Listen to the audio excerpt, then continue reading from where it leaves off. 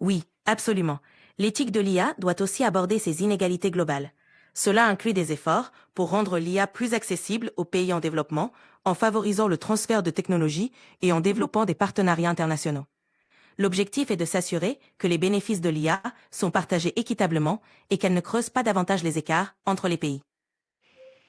Mais aujourd'hui, c'est clair, les acteurs de l'IS sont les pays développés. Et ces pays développés, il est très difficile de partager cette technologie avec les autres pays. Prenons l'exemple de l'OpenIA, par exemple.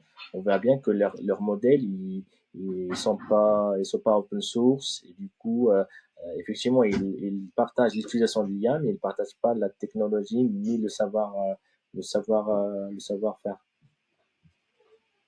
C'est un défi, en effet. Pour aborder cela, il est crucial de promouvoir des initiatives de collaboration internationale et d'investir dans la formation et l'infrastructure dans les pays en développement.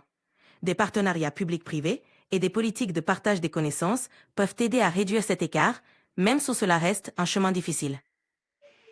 Et qu'est-ce que vous pensez des initiatives de mettre des IA open source pour que tout le monde il peut en profiter?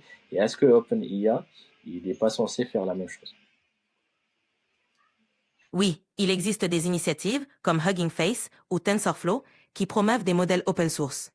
OpenAI, bien qu'il partage certains modèles, a aussi des contraintes commerciales et de sécurité. L'équilibre entre partage et protection est complexe, mais encourager plus de transparence et d'accès est crucial pour réduire les inégalités technologiques. Ou de